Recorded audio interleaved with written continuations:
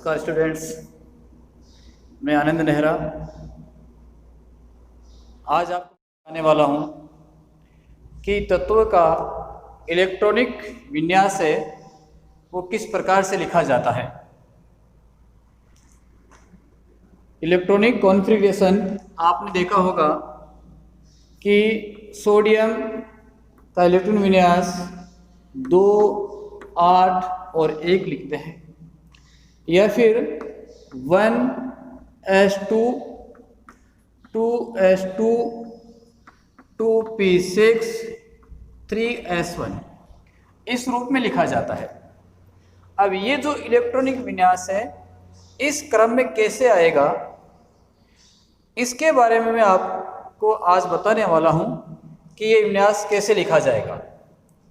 तो कोई भी अपना जो परमाणु होता है, एलिमेंट्स जो है, एटम है, उस एटम की संरचना के बारे में आपको पता है कि एक इसका क्या होता है, न्यूक्लियस होता है, जहाँ पर जो उसका धन चार्ज है वो केंद्रित रहता है।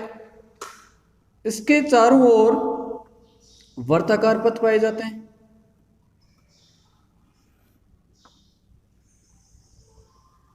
चारों ओर क्या रहेंगे, इसके वर्ताकार ये पथ रहेंगे। ये जो वर्ताकार पथ हैं, इन वर्ताकार पथों को अपन यहां पर क्या कहते हैं, सेल कहते हैं। क्या कहेंगे इनको, सेल या कक्ष इनको कहा जाता है। दूसरे रूप में इनको कहें तो ये जो परमाणु जो होगा, परमाणु के चारों ओर का जो क्षेत्र है, ये उसका ऊर्जा लेवल होता है, एनर्जी लेवल, ऊर्जा स्तर। इसका क्या होगा, ऊर्जा स्तर होगा। और ये जो ऊर्जा स्तर हैं, इन ऊर्जा स्तरों को किस रूप से जाना जाता है, मुख्य क्वांटम संख्या के रूप में। क्या कहते हैं इनको, मुख्य क्वांटम संख्या। और जो मुख्य क्वांटम संख्या है इसको किसके द्वारा प्रदर्शित करते हैं, स्मॉल n के द्वारा प्रदर्शित किया जाता है। तो एक जो एटम होगा, उस एटम की मुख्य संरचना, जिसका ये बीच वाला भाग न्यूक्लियस, आपको पता है कि परमाणु का जो संरचना है उसमें 3 इसके मौलिक कण मुख्य रूप से। पहला कौन सा है, प्रोटॉन का, दूसरा न्यूट्रॉन और तीसरा है इलेक्ट्रॉन। तो ये दोनों जो आपके हैं, धनायन का और जो उदासीन चार्ज वाला न्यूट्रॉन है, वो उसके नाभिक में रहते हैं, जबकि ये जो इलेक्ट्रॉन है वो इसके वर्तीय पथों में लगातार चक्रण करता रहता है। अब जो ये इलेक्ट्रॉन है, वो इलेक्ट्रॉन इन्हीं वर्ताकार जो पथ हैं, इन पथों में चक्रण करते रहेंगे। अब यहाँ पर जो वर्तीय पथ हैं, ये जो वर्तीय पथ हैं, इन पथों का नामांकन करते हैं।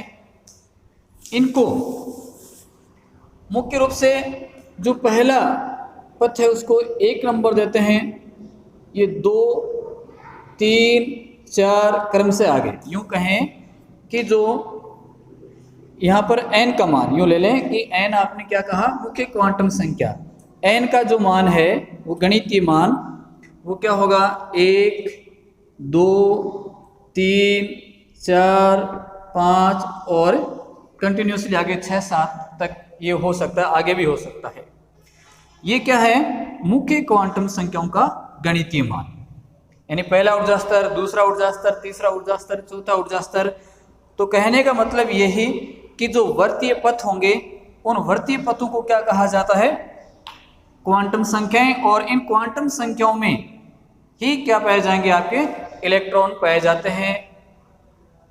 इनका यदि आप सांकेतिक मान देखें, सांकेतिक मान, ये तो क्या हो गया, इसका गणितीय मान हो गया।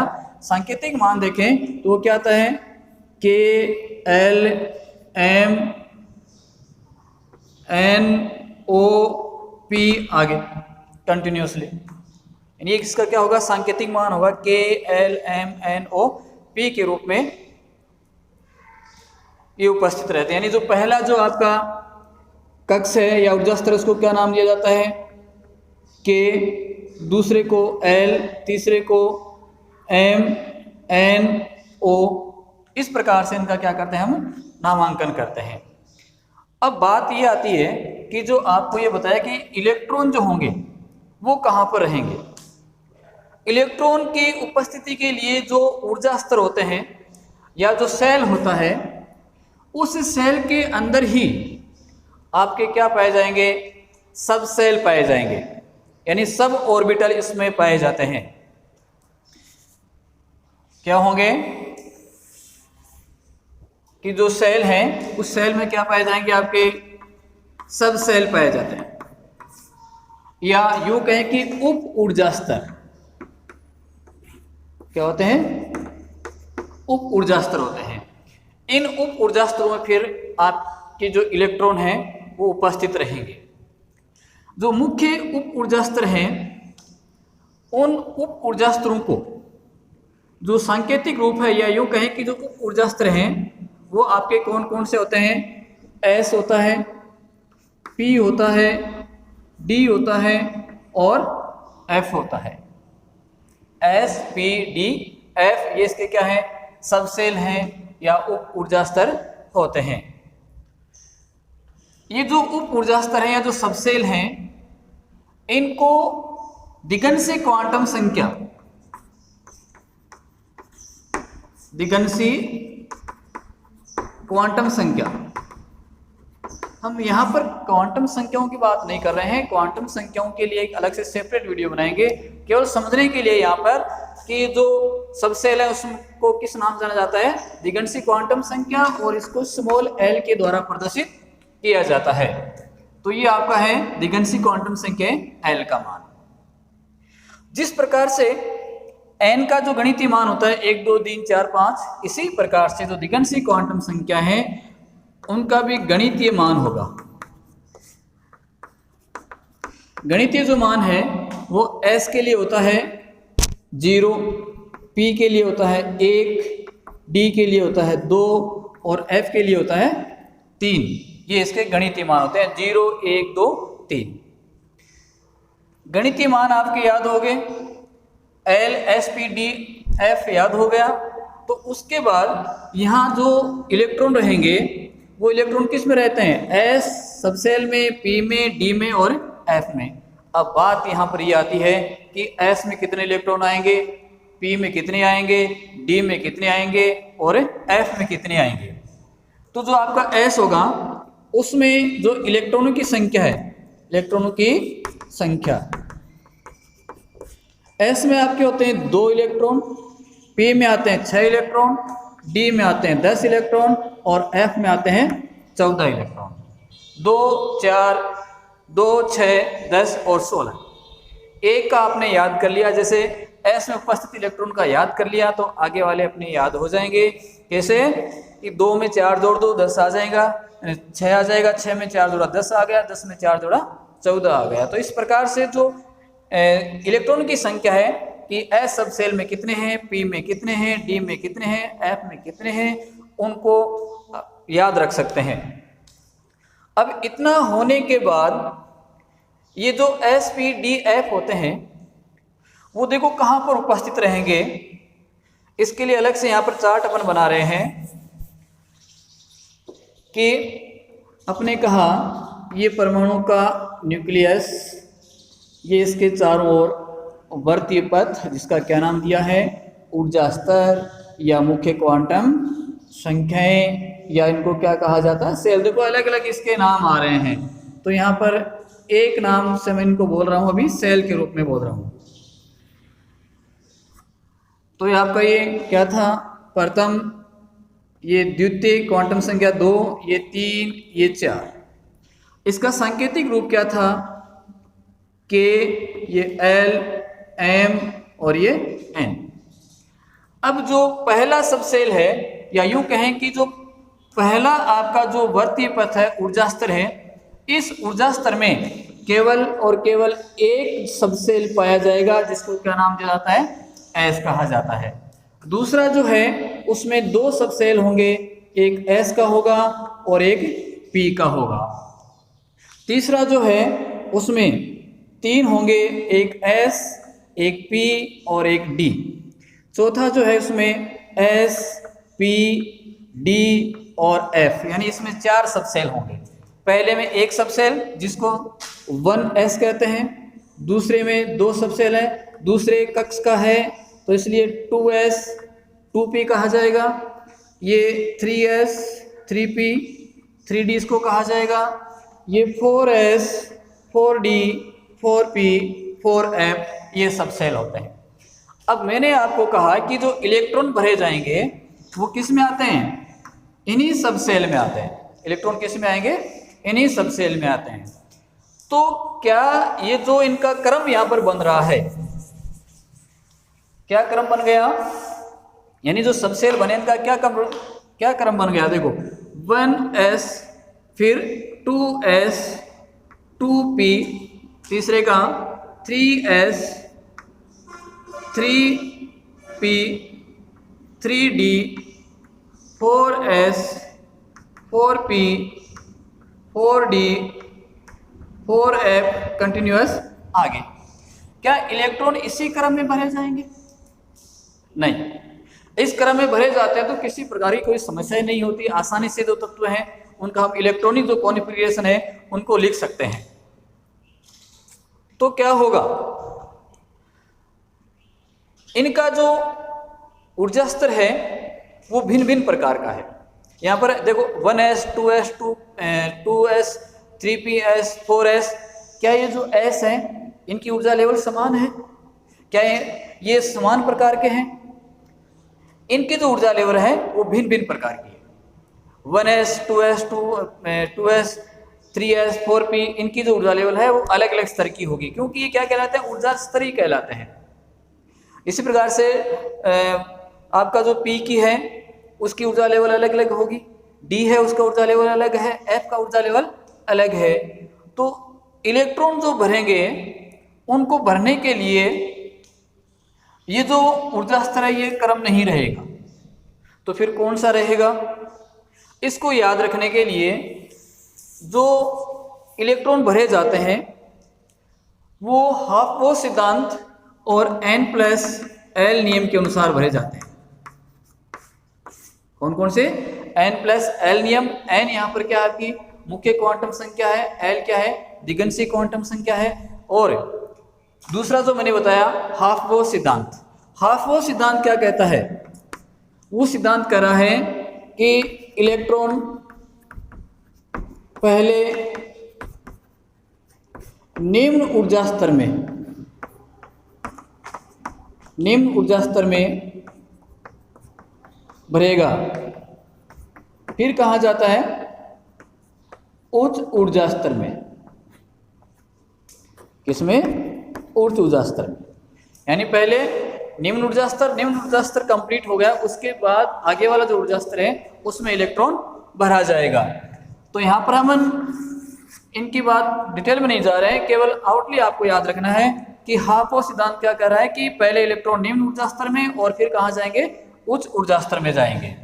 तो इसके लिए आपको करना क्या है कि इलेक्ट्रॉन किस क्रम में भरें।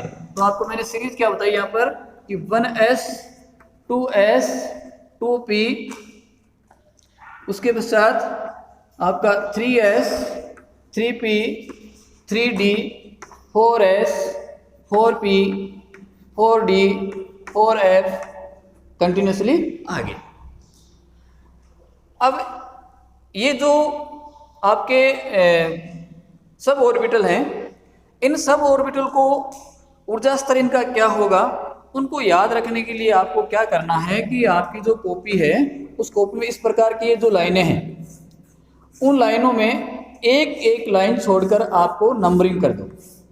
जैसे यहाँ पर 1 कर दिया, ये 2 आ गया, ये 3 आ गया, ये 4 आ गया, ये आपका ये 5। इस प्रकार से इसकी क्या कर लेते हैं, नंबरिंग कर लेते हैं, और इसी में अपन इनको एडजस्ट करेंगे। देखिए किस प्रकार से, यहाँ पर मैं नंबर डाल देता हूँ 1 2 3 4 5 6 और ये 7। ये क्या है, n की वैल्यू है, या यूँ कहें कि ये आपके क्या होंगे, ऊर्जा स्तर होंगे। क्या होंगे? ऊर्जा स्तर होंगे। पहला ऊर्जा स्तर है, दूसरा है, तीसरा है, चौथा है, पांचवा, इस प्रकार से ऊर्जा स्तर है। अब जो आपकी ये पहली लाइन है उसमें देखो ये आपका 1s, उसको एडजस्ट कर दो। क्या करेंगे? 1s। दूसरी जो लाइन है, जैसे यहाँ पर क्या लिखा मैंने, 1s लिख दिया। अब दूसरे में कौन सा आ जाएगा? ये कौन सा? 2s 2p। तीसरे में क्या आ जाएगी? ये वाली लाइन है 3s 3p 3d। चौथे में क्या आ जाएगा? 4s 4p 4d 4f। ऐसे ही 5s 5p 5d 5f 6s 6p 6d 6f। ये 7s 7p 7d 7f। इस प्रकार से इसमें आपने इसको व्यवस्थित ऐसे कर रखा है। याद रखना कि s के नीचे की जो लाइन है कहाँ आएगी? s के नीचे आएगी, p के नीचे p और d के नीचे d और f के नीचे f एक निश्चित क्रम में आना चाहिए। अब आपको करना क्या है कि ये जो सब ऑर्डर लिखे हैं इनको आप इसकी रेखा जो आपकी लाइनें हैं उस लाइन को सेंटर मानते हुए, एक डाया मानते हुए इसको एक चारों ओर उसके घेरा गोला लगा दो प्रत्येक में। जैसे ये यहाँ पर क्या करेंगे, इसको इस प्रकार से एक चक्कर में व्यवस्थित कर देते हैं।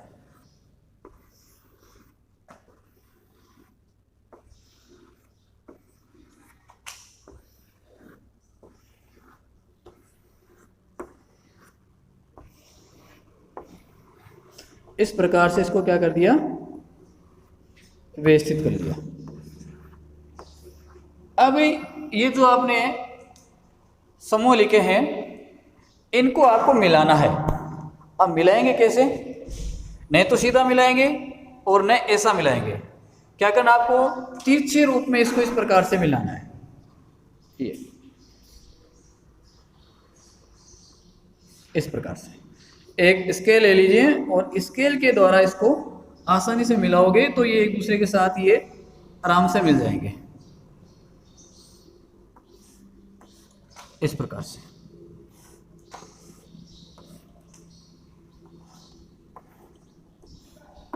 ये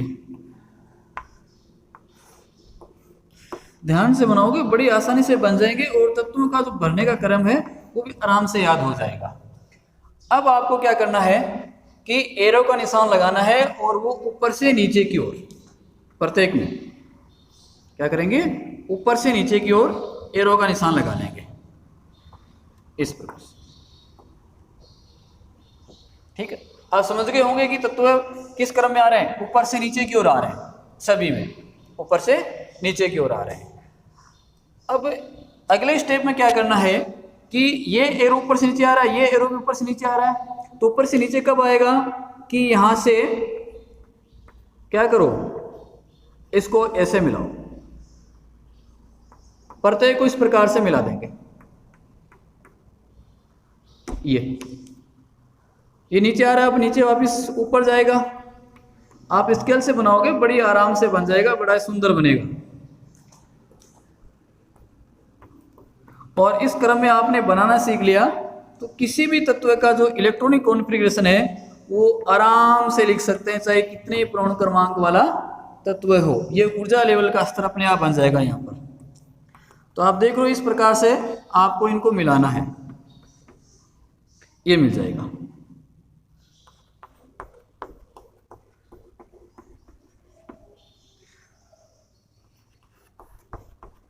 यानी यहाँ पर ये आ गया, यहाँ पर ये आ गया। ठीक है, अब ये मिला लिया।